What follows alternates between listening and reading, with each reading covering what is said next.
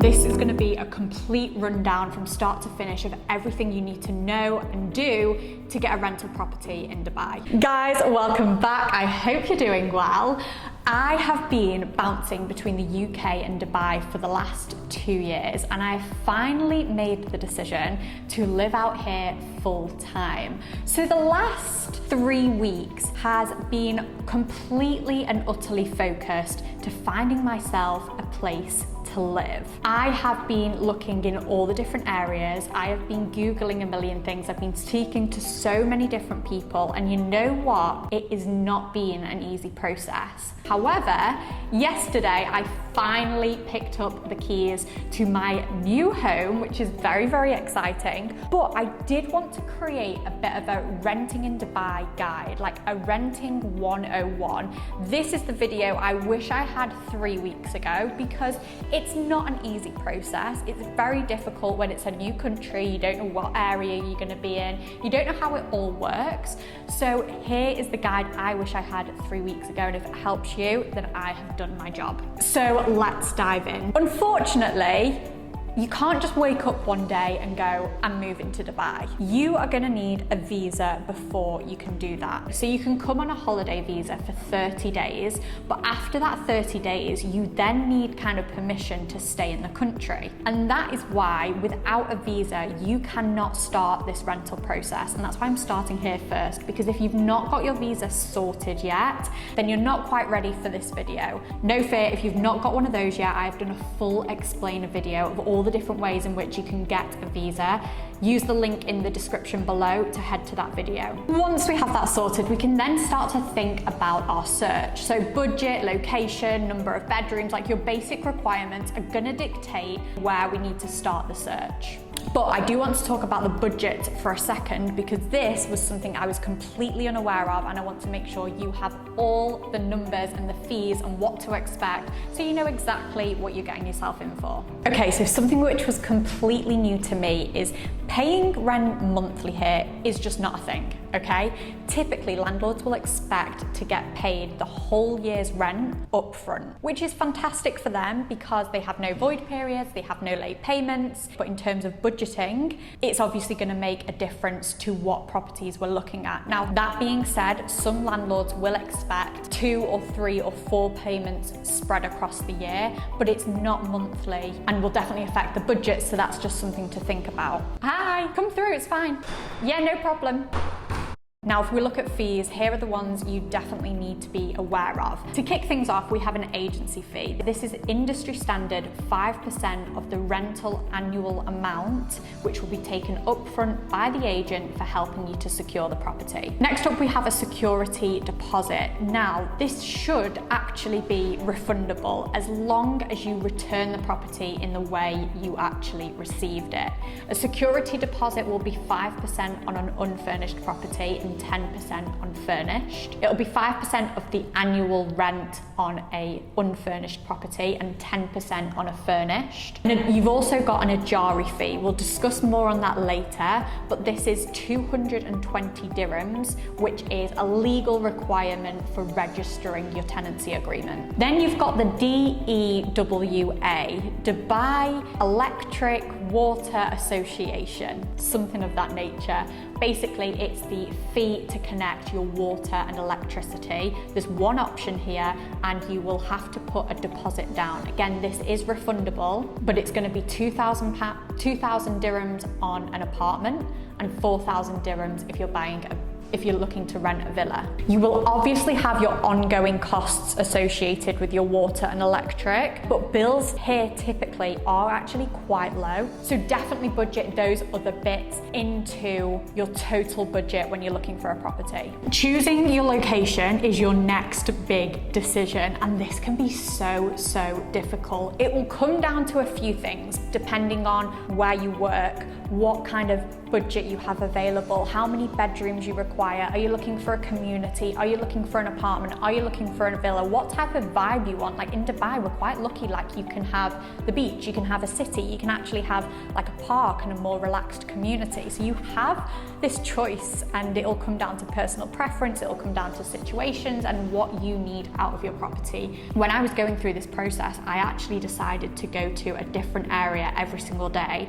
to go check it out, understand the vibe, to really try and find out what I want. I have done a whole explainer, in-depth detail video of all the different locations, so maybe check out that. With those things in mind, I then start to actually write down a list of your non-negotiables. It might be that you want to be at the beach, it might be that your budget's maximum 100k for the year, it might be that you need a minimum of 4 checks. Write them down, and I'd actually prioritize them like from top to bottom of what's most important to you. This is going to act as a bit of a cheat sheet, because our next step is to pull out your laptop and hit up the property finding websites. The best ones to probably use are Property Finder, there's one called Beirut, and there's also one called Dubizzle. You'll find a crossover on a lot of them because a lot of the agents like to list on multiple. My personal preference is Property Finder. I tend to start there first, but you'll also find some other gems on the other sites as well. Equally, saying all that, you can find stuff on Facebook groups and everywhere else, but I do find Property Finder kind of like the right move of the Dubai world, and you can then start to search on location, price points, budgets,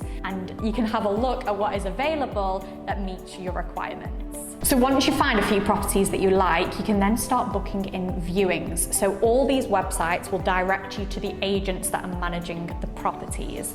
Now, the agent world over here can be a little bit like the Wild West. They are commission only. They are driven to get some sales in. So always take what they say with a little pinch of salt, but a good agent will be worth their weight in gold. Unfortunately, if you're looking at different areas, you're probably going to have to speak quite a few agents to shop around and find the right fit. All these websites are going to connect you to the agents that are associated with the properties, and the whole thing is run on WhatsApp. So WhatsApp is going to become your best friend. My phone has literally never been busier. I was getting phone calls, text messages, everything left, right and center, but the good news is a lot of them act quickly and you can get some bookings booked in straight away so that you can really start to get a vibe for the properties. Okay, so at this point we're taking the search to viewings, and I want to make sure you are maximizing your viewing time, because I went in, I ended up getting chatting away to the agent, and then you come out 3 minutes later and you're like, oh, there was so many things I didn't check. So firstly, before you even get into the apartment, I'd check out the area either before or after the viewing, because it's not just the apartment you're buying into the community. What are the facilities like? Where are the restaurants? Are there any gyms? What's your life going to be like living in this particular building? Once you are on that viewing, have your questions ready. Always ask what's included. Is furniture included? Is it not? Try and book your viewings for peak hours. Hear me out. So you are commuting, and unless you actually put yourself in the traffic, you're never going to know what it's actually like putting yourself through that. For example, there were a few communities that I went to, and on maps at 11 a.m. in the morning, where it's chilled and everyone's at work, it's a 15-minute drive,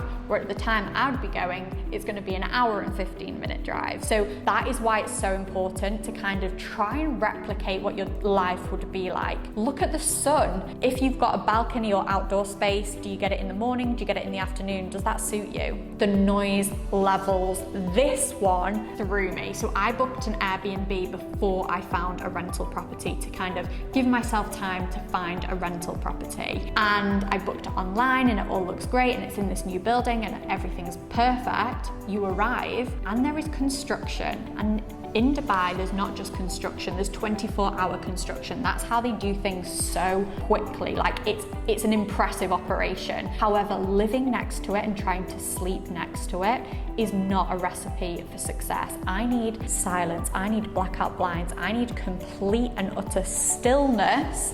And honestly, the first night I was like, this is going to be a long 5 weeks. That's going to drive you insane. You best know about it before we sign that contract. So you've been on all your viewings, you have found the perfect home, and you're excited to sign that contract. First up, let's see if we can do a little bit of negotiation. It's not always possible. Some landlords are like, no, if it's not this, I'm out. And that is absolutely fair enough. But it's definitely worth an ask, because I managed to get money off mine, or you could negotiate additional checks. So negotiation, you might get a big fat no, you may get a great deal. Definitely worth the question. This is also why it's so important to have an agent that's on your team to actually support you through this process, so that you get the best possible price. Before you sign any agreement, is just check what others are paying in that apartment. This is going to give you so much more leverage on negotiations, because you can actually use this site to see the live tenancy agreements, to see what other people are paying in the building, and to give you that peace of mind of whether you are getting a good deal or not. Okay, so hopefully we have an offer accepted, something both you and the landlord are happy with, and you are ready to move forward. Now, we do have a little bit of boring admin to do before we can collect those keys, so let's run through it. Okay, first up, once you have had an offer agreed and accepted, you will get a tenancy agreement. This tenancy agreement, both you and the landlord will need to sign. This tenancy agreement needs to actually be read and understood by yourself. This will include all the details around the tenancy: who is responsible for what, in what state of repair does the property need to be returned to, is there any termination policies. It will give you all the information about this contract that you are going to sign up to. So make sure you read it all, you understand it all, and if there's anything you're unhappy with, definitely ask. This is the point to do it, because you can swap things out, you can change it if you want to, but both you and the landlord need to sign this, so make sure you are completely happy. Okay, at this point, once we've signed the tenancy agreement, we then go into payment. So we've got a lot to pay for right now. At this point, we are going to pay your agency fees. You're going to pay your security deposit. You're also going to make your rental payment. Now, this might be your first rental payment if you're splitting it across multiple checks. I'm talking a checkbook. I've never owned one before. I didn't think anyone used them before. Here, they absolutely do. So you need to get your hands on a checkbook